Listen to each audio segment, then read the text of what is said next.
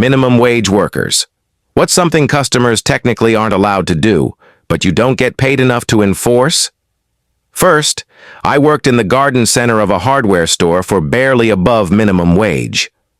We regularly loaded huge bags of mulch and soil into customers' truck beds.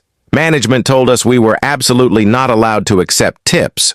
I followed that rule at first and turned people down, until one day I finished loading an entire pickup and the guy tried to hand me a $20. I said I couldn't take it, and he looked at me and said, "Do they really pay you enough that you don't need this?"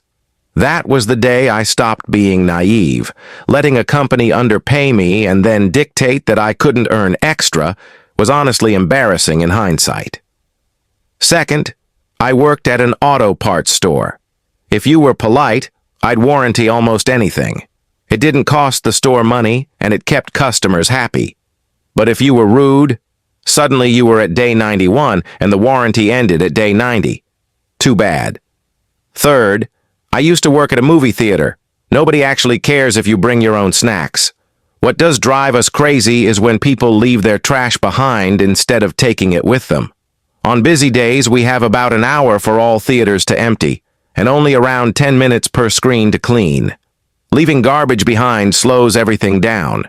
It's really not hard to carry it to a trash can.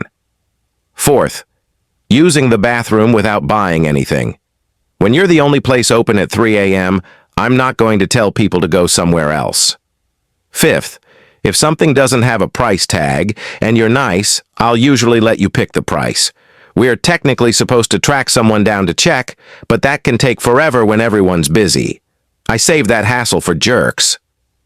Sixth, people sleeping in their cars overnight. I work nights and see it constantly. We're supposed to knock on the window and tell them to leave, but if someone's sleeping in their car and the parking lot is mostly empty, why make life harder for someone who's already struggling?